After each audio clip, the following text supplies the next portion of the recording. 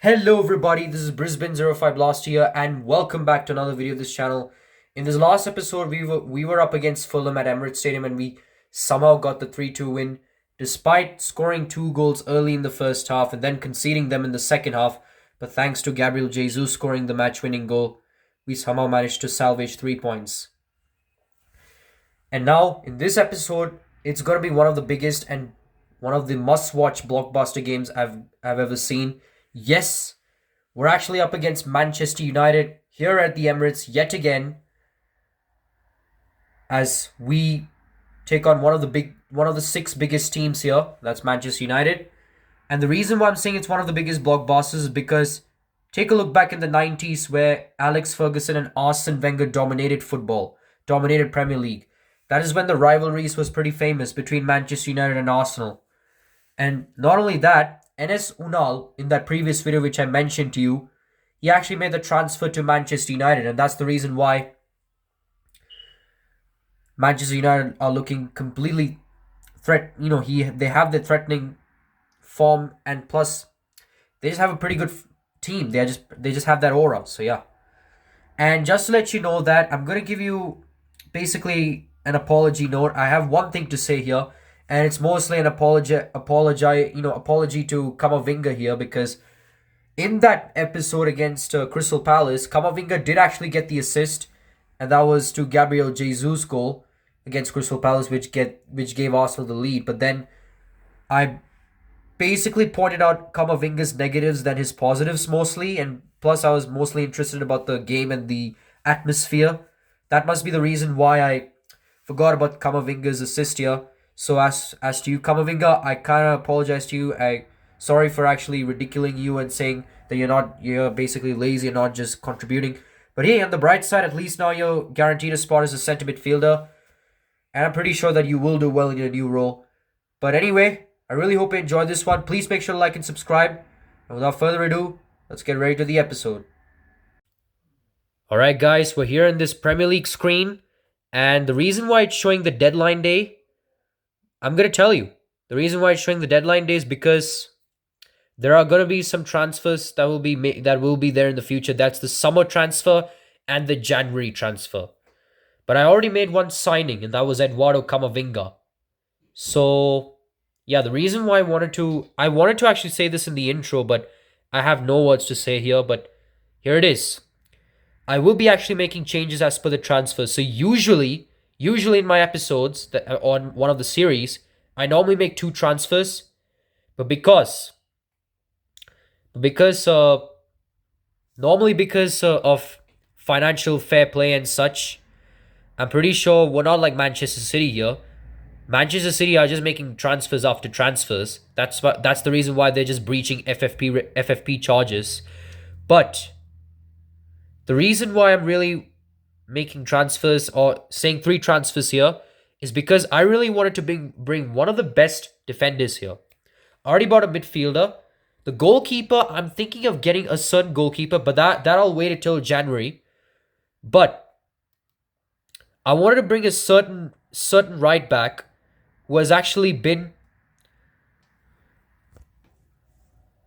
a pretty good defender, and he actually does well in the Euros. So let's just, without further ado, I'm just going to show it to you right away. So here's this player. I actually wanted to sign Riccardo Calafiori. Not because I really wanted to improve in my defensive yet. I'm pretty sure they're stacked. But the reason why I'm actually doing it is because Riccardo Calafiori in real life has actually made the transfer to Arsenal, and I would really love to see him perform well there. So because of this, I really wanted to sign him now, and I'm really excited to see how he actually does well. Ask B. Hennessy to actually do it, scout him, and then we're going to go to shortlist and view in the transfer hub. So as you can see, he actually plays as a left back and centre back. And yeah, he plays for FC Basel. I thought he was actually a right back, but left back seems okay. And come to think of our squad, let's take a look at our squad. It's going to take a while, but yeah, let's go to our squad here and see how it is. Yeah, we have Alexander Zinchenko, and yes, I know I'm kind of trusting Zinchenko here, but Here, get this. We could have a reinforced left back or a centre back. And yes, there are pretty good players. Gabriel, I'm not sure. I'm not sure. I mean, Zinchenko might actually be lucky here because Ricardo Calafiori is also going to be a good centre back. But let's take a look. I'm just kind of impressed about how well these defense are. So that's the reason why I didn't want to make any more signings as per the defenders. And I really wanted to, basically take a look, go through the squad. But let's just see how Ricardo Calafiori does. So let's go to Transfer Hub because I'm pretty sure. Yeah, there's Ricardo Calafiori. He plays as a centre back, so this could be good for us. Approach to buy. Don't worry about the screen issues. I will think of cleaning it. Just a brief brief disclaimer here. But yeah, here's Mikel Arteta. Hi, glad you could make it.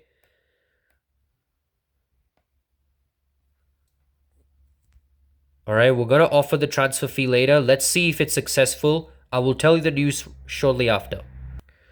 All right, guys. Good news is we finally managed to convince Ricardo Calafiori to join Arsenal here. For some reason, it's actually a bad negotiation because it's an F. But he is one of the youngest players, and it could be one of the best things I would actually wanted to do well. And he could actually do well in terms of being. I know he's not a certain good defender at this stage, but come on, man, he's a talented player. So we're gonna skip the deadline day. Well, technically ongoing. If yes, well, you know what? Let's go no. I will basically get back to this match, to our match day shortly. All right, guys, we're already in this match day here. So as you can take a look at the squad here, I did say that I was thinking of putting left back, Ricardo Calafiori as a starting 11. But come to think of it, I did say in the beginning of the series here that I'm trusting Zinchenko in whatever he plays, and plus he's higher rated than him, so that's the reason why I decided not to put Calafiori in one of the important matches here.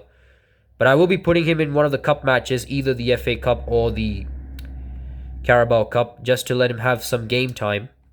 Because I really want to be trusted and one of the best managers here. Well, I really want Mikel Arteta to be one of the best managers here for Arsenal. So that's the reason why I decided to basically save Calafiori from basically getting sacked. Also, not sacked, but leaving the club basically in frustration. But as you can see right here in the standings right here, we're actually below Manchester United because as you can see, Manchester United has 3 wins overall, whereas we only have 2 wins and a draw. And as you can see in the previous matches in the Premier League, obviously, let's take a look. I'm pretty sure in one of the Manchester United games, I kind of mentioned you. Yep, they actually got the job done against the Wolves in their first match. Then the second match, they got a nervy. They actually managed to defeat Spurs 2-1 and then beating Nottingham Forest 2-1. And that's how they are just unbeaten.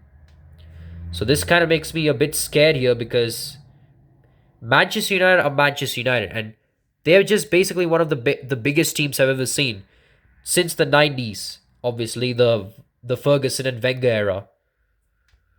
And now let's take a look at the pre-match report. So they're going with Enes Unal, Marcus Rashford, Anthony, Bruno Fernandes, Eriksen, Casemiro, Luke Shaw, Rafael Varane, Lisandro Martinez, Diego Dalot, and Andre Onana. And then those are the substitutes: Mount, Wan-Bissaka, Martial, Henderson, McTominay, Malacia, and Hoyland. And now let's get ready for the press conference. So I won't be showing it to you. I will be telling you the news. So don't go anywhere. All right, guys, we're already done with the press conference here. So the 3 questions for Mikel Arteta is that, are you ready for Manchester United? And Mikel Arteta obviously responded boldly that he said that he's ready for any team.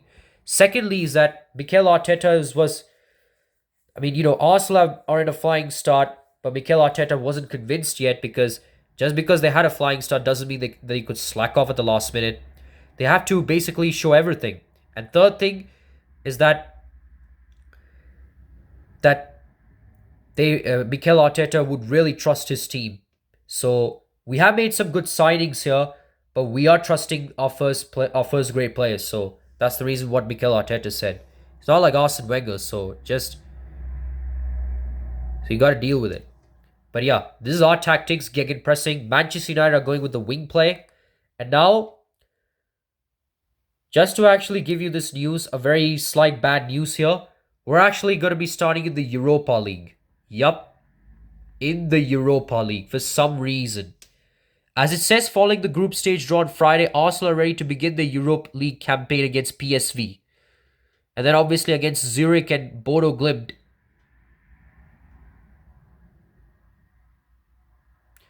So, for some reason, we are not going to be playing in the Champions League this season. I really wanted to tell you now because I would actually, if I tell you later, then you will actually be a bit sad and you might be a bit salty. So that's the reason why I'm telling you at this moment. So at this season, we won't be participating in the Champions League. But if we win the Europa League, or basically get into a top 4 side in the Premier League, we will be in the Champions League next season. So this is going to be a two season hard work and trying to win two trophies, 2 elite trophies, Premier League and the Champions League. So I really cannot wait to see how things goes. But anyway, without further ado, let's see how our squad looks like. And yes, we're going to be starting with this. We're going to go with the same starting 11. No changes applied. But yeah, without further ado, let's get ready for this important blockbuster game. Alright guys, this is one of the biggest rivalries of all time since the Ferguson and Arsene Wenger era. It's Arsenal versus Manchester United, as it will be coming right up shortly. But yeah, let's take a look at the stadium ambience here for Emirates Stadium. It's a pretty classy stadium here. I mean, not as good as the Highbury one, but come on. This is a developing stadium, so I wouldn't be as mad as how I was initially, or how I'm supposed to be initially. But yeah, this is Arsenal versus Manchester United, one of the best rivalries I've ever seen. I have actually made one of this video before. This was actually during the 96-97 season. Basically the prediction for the 1996-97 season, Arsenal versus Manchester United. And Manchester United actually got that win in that video. So Arsenal are basically looking for a revenge here to see if they can get a win in this one.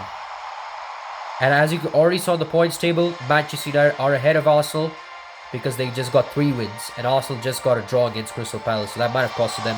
But let's take a look at the starting 11 for Arsenal. A bit unchanged here, 4-5-1. We're still going to stick with the 4-5-1 formation. Martin Odegaard will always be the captain here.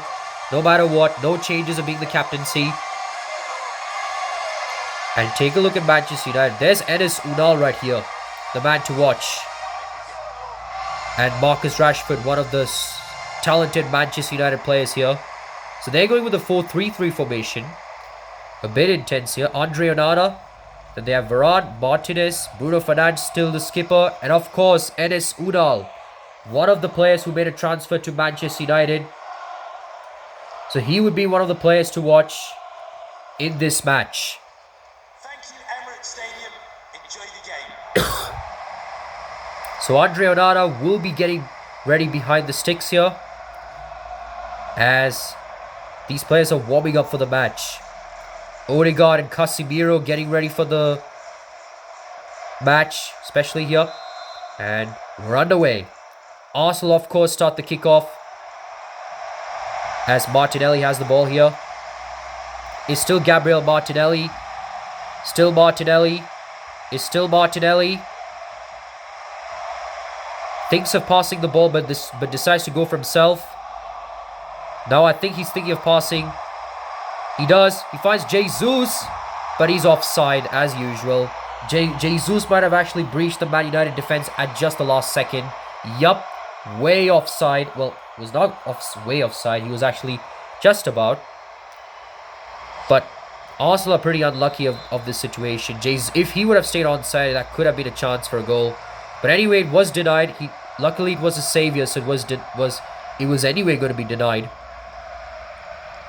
So Manchester United here, as you can see in the top left, Enes Unal makes his player debut.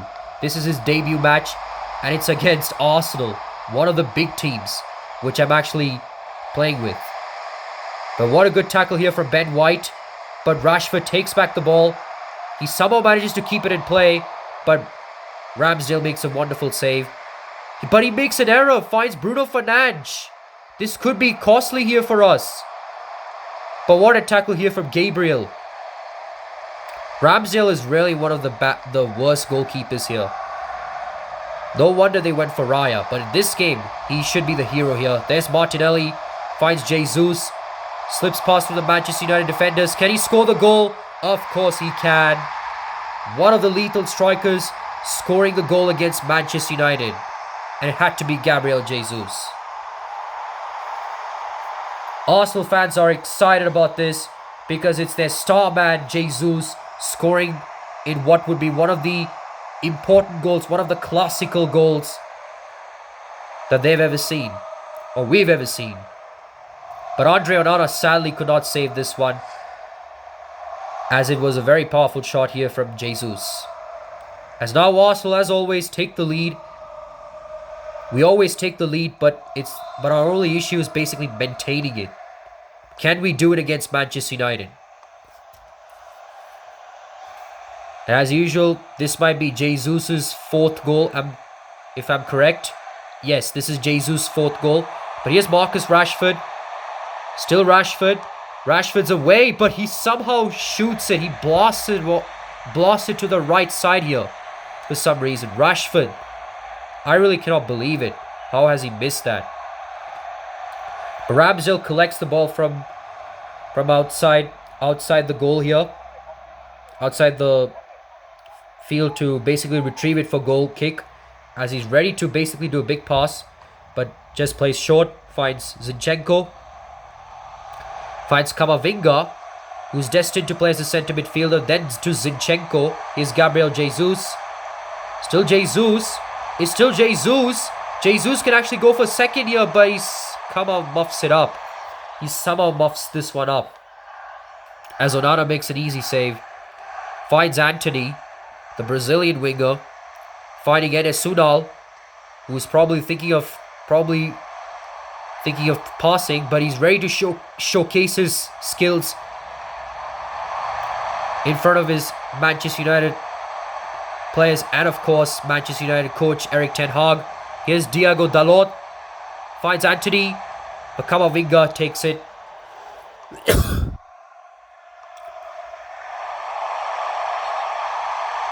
I'm pretty sure this was an offside. Is it, or is it a free kick? Yup, Martinelli's offside.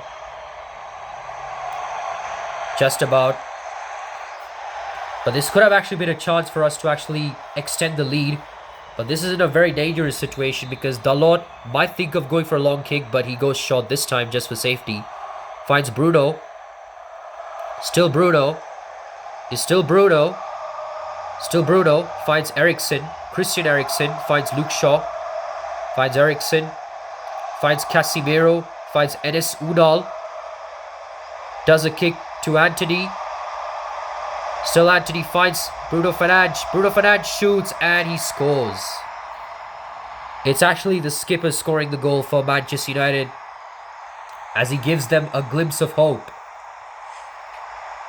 But as you can take a look at the replay, it was one of the best passes here from Anthony. An Anthony pass finding Bruno Fernandes, and that's how he manages to score this easy goal. Ramsdale sadly could not save this one, as it was actually going top left, and it was a powerful one again.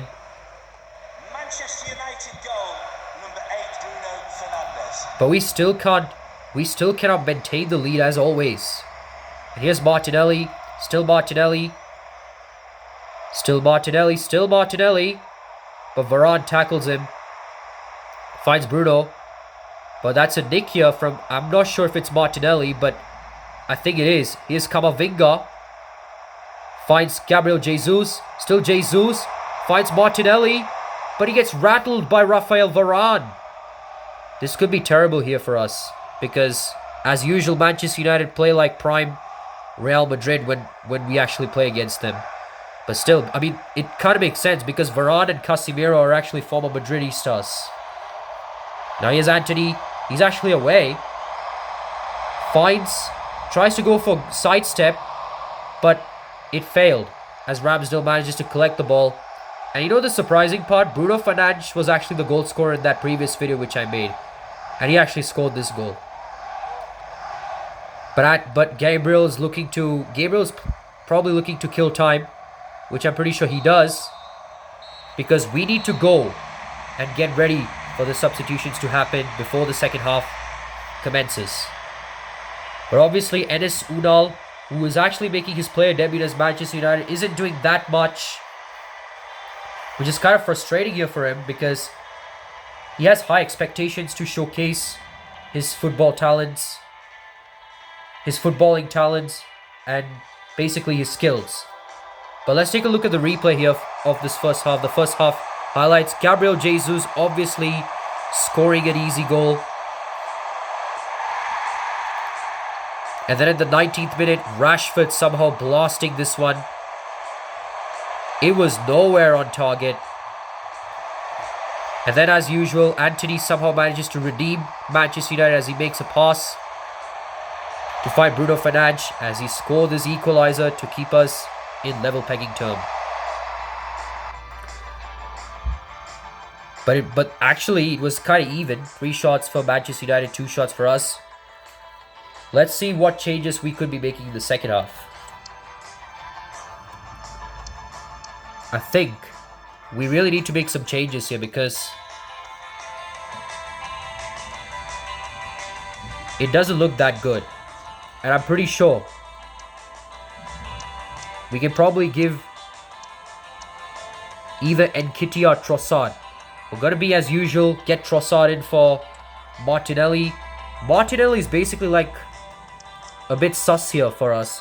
He's not giving us the perfect... I mean, yeah, he kind of does well in terms of giving assist after assist, but come on. He's otherwise not doing well for us.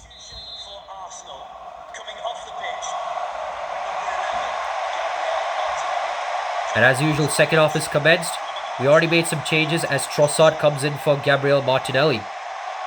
Here's Rashford. Still Rashford. Still Rashford. Still Rashford. Finds a bit of pace here. Still Rashi. But what a tackle from Saliba. But he loses the ball though. But Saliba tries to press him. Put pressure on Rashford. But Enes Unal. He finds Enes Unal. But he gets pressure too. And Arsenal manages to get this one away. Here's Camavinga. Finds Trossard. And as usual, Gavi's actually made the transfer to Chelsea. Which is kind of strange here because he's still a Barca boy. But here's Martin Odegaard. Finds Saka. Can Saka shoot? But what a save from Andre Onana. It was a chance here for Arsenal to get back in front. But Andre Onana is just too good. He actually manages to block Saka. But we're actually getting ready with the corner kick. Saka's obviously taking the corner.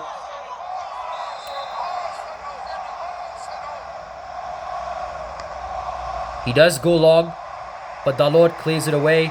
But it's still with us. Leandro Trossard has it. Trossard finds Ben White. Ben White shoots, but it hits off target. And Arteta's really not impressed about this. Ben White should have easily scored this. But it just goes off target.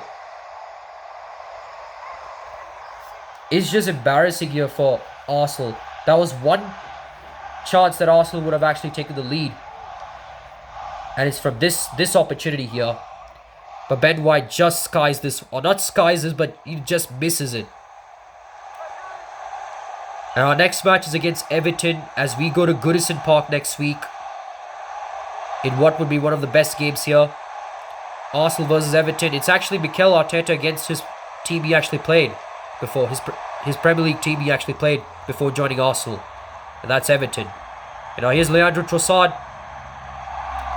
Still Trossard. He actually goes in the defensive way for some reason. He's pressure already. He needs to find a way to give the ball. He's already in pressure mode right now. He does finally find Zinchenko, who has to come to his aid in midfielding here. Basically a swap here from Zinchenko. Finds Havertz. It's still Kai Havertz.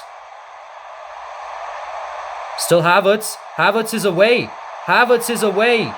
But he just gets marked, unfortunately. And he actually just goes for it for some reason. Bruno Fernandes has this one. It's just like a snooze fest. Enes Unal has it. Finds Christian Eriksen. Finds Bruno Fernandes. Here's Rashi. Still Rashi. Still Rashi. Finds Unal. Finds Rashi. Finds Eriksen. It's Eriksen, but Kamavinga takes the ball.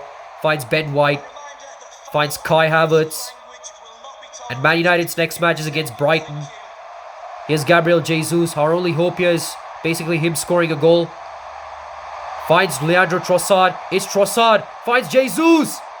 But what a save here from Onana. And what a save from Antony. Just manages to keep it in play. Thiago Dalot has it. It's still Dalot. Still Dalot. Back passes to Bruno Fernandes. Finds Enes Unal. This is not going good for us. We actually lose a bit of possession. This could be costly, but Ramsdale comes to his aid. As he goes for big kick this time. But just loses the ball, unfortunately. We're already down to 7 minutes here. With Christian Eriksen having the ball, but Saliba making a good tackle. Finds Kamavinga. It does a big pass to Jesus. Finds Havertz. It's Kai Havertz. Finds Saka. It's Saka. It's Bukayo Saka. Saka shoots. But Onana saves this one. In what would be a very crucial save. We're going to make some last substitution here. This could be our last sub. Zinchenko will go off for Kane and Tierney. He's actually been doing pretty well, man. Just making good tackles after tackles.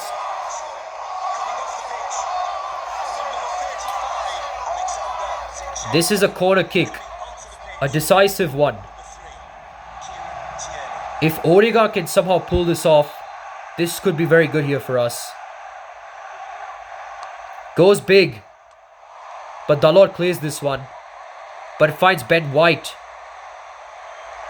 Still White, but he gets tackled. He always gets tackled every time. And that's the same man that actually blasted this one wide. And I do not think that we might have an attack of our own, because Manchester United are most likely going to kill the time with the attack of their own. It's Rashi. Our only chance is basically to defend this, which we do. And sadly, this will again go with another 1-1 draw. It's going to be another stalemate here, as this has not gone well for us yet again. And yes, I know we're against Manchester United and we draw or drew in some games, but it's just not the same way here. They're a bit disappointed here, but this is their learning step. This is just their baby steps in basically getting to the top before getting to the top of the table.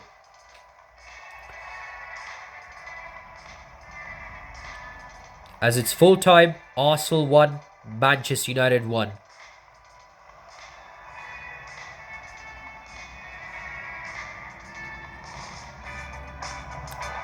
I don't think it's basically the same thing. The only highlights was obviously Jesus and Bruno Fernandes scoring goals. And sadly, we couldn't get the revenge we needed. I mean, getting a draw at Emirates Stadium would actually be a big blow for us, because Manchester United, they're just away. And we are actually the favourites against them. So I can't believe we lost this. And then Saka obviously tried to score the match-winning goal. But sadly, Onana saves this one.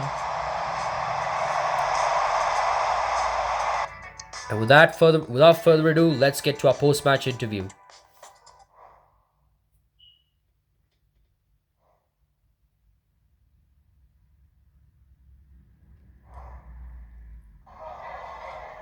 Got time for a couple of questions? Arteta is actually pretty sad here, because let's see how the speech goes for Arteta.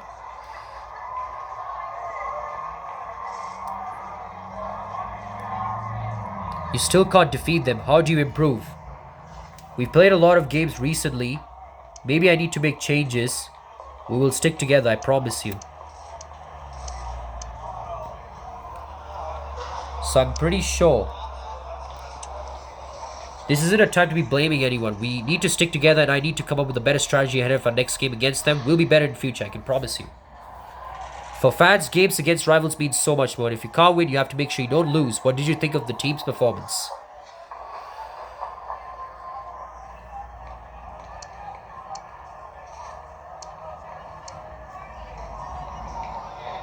So, technically, it would be how it is. It's the same for players as for fans. Against your rivals, there's so much at stake. Both teams went full tilt for the whole 90 minutes. It got crazy at times. The first half was pretty tight today, but I guess you still thought you'd go on to win the game. Are you disappointed your boys couldn't find a second half winner?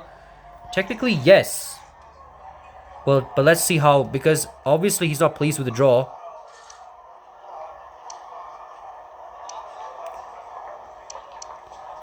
The lads know that they can be better than that.